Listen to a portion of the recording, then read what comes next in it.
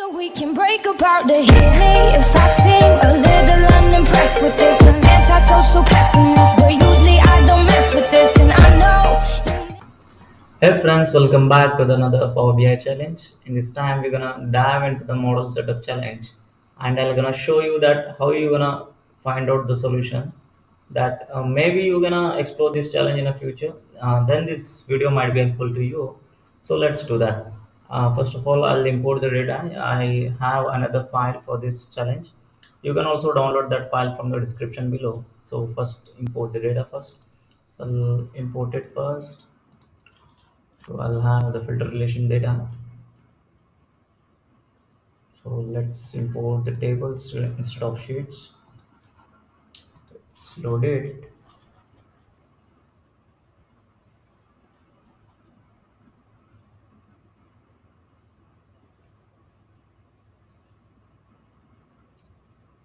Now, now let's rename first the table names.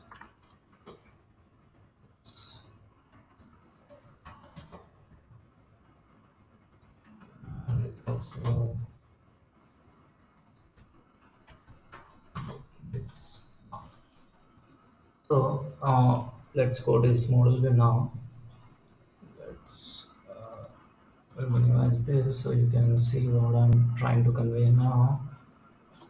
That is, let's add this to this to here, and this to here. Yeah. So you can see here we have a bridge table that connects the trainers to the trainings table. That is this bridge table, that is an optional table which you might be need to create this table in the future if you have a problem that how to connect this trainings table to the trainers table and the sales table. So that time that using creating a bridge table might be helpful to solve this problem. That is, bridge table is simply it is a training ID from the training ID from the trainings table and the trainer ID from the trainers table. So let's go to the table view. You can see here we have the training ID and the trainer ID. So first of all, let's visualize what I'm doing. So let's add the training name and the sum of sales. Now let's format this sum of sales to currency now, and this to let's zero. Yeah, and let's format this visual. Let's say 15, and let's say column headers to 14 and make it bold. Now you can see the training name and we got the sum of sale. How? Because the training name here from the trainings table, which is linked with the sales table. Yes, simply. But if I try to get the trainer's name and the sum of sales for them, so what I'll get? Let's see. So let's add the trainer name and the sum of sales for them, and let's format this. You can see here I'm getting the total sales, not the filtered result for the each trainer's name. So why it's so? Because creating the bridge table is not the sufficient way of is not the sufficient way of solving this problem, because this is trainer's table is linked with the trainings table using bridge table, that is using the training ID, trainer ID, and this is from the training ID. You can see, but it is not linked to the sales table. This trainers table is not linked with sales table. You can see here we have training ID, trainer ID, and here we have training ID, but here we didn't have many to many relationship or the bidirectional relationship. So it is one to many relationship. So that's why we are getting the total sales, not the filter result. So to solve this issue, that all that is a temporary solution for solving this problem might be going to this property and changing this cross filter direction to both and hitting OK. Now I'll go to the report view. You can see here I'm getting the now the results, but it is not the correct way because what it does, if I create the bidirectional relationship, it will be expensive. That is, it will be creating an ambiguity error. That is, it will provide a wrong output if you have a complex model. So I'll first go to this property and change this property cross filter direction to back to single. So what might be the best solution to solve this problem? Might be is creating a cross filter relationship using the measure.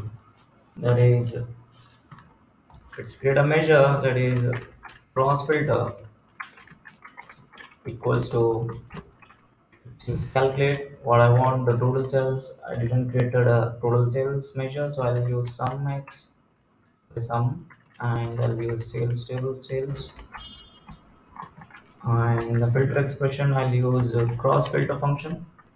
So what it does, it requires the left column and the right column and the filter cross filter type. So I'll use in the left column. What I'll do, I'll use training bridge table training ID, and the right table I'll use training ID of this training table, and let's say it is both. And now let's format this also to currency.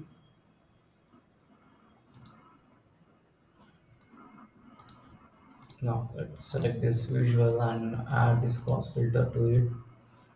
You can see now we are getting the output. This is the first way. And another way of solving this issue is creating another measure, that is using count rows, counting the rows of bridge table first, bridge table, and let's create another measure which is, let's say what I'm doing. So first of all, wait first. You will name it text transition. Transition equals to, I'll use var keyword. I'll use filter table that is equals to, let's say, filter table is I want the training table to be filtered using a filter expression that is count rows. Yes, count rows that should be greater than zero. That means that bridge table need to have some data there, and I need to return something. Will return. I'll use calculate. Same the sum of sales I want to return, and in the filter expression I'll use that filter table. So what I've done is I calculated first. I've done the filter. I calculated the filter table using this count rows that is greater than zero. That is, that should be some data in this bridge table that should be greater than zero. Using that, I filtered the trainings table. Then I'll got the filter table, and this using this filter table, I'll got the sum of sales. Now I'll hit enter now. Now let's select this visual. Let's increase the size first. Let's increase, let's see, column headers to. Now let's add this context transition, and let's make this to currency also. So now this is the second way of solving this issue. So the another that might be the easiest way of solving this issue, which I also do, is simply creating a measure which is simply using table, using bridge table, TEL. So what I'll do, I'll calculate first the sum of sales, sales of lot, and in the filter expression, I'll simply use the bridge table and I'll hit enter. Let's format this also.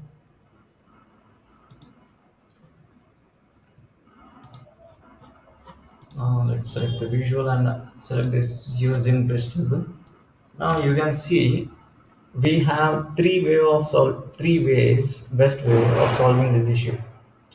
That is, we have used cross filter and the context transition, and also using the bridge table. So that's all for this video. I hope you like this video. Stay tuned for the next video. Thank you.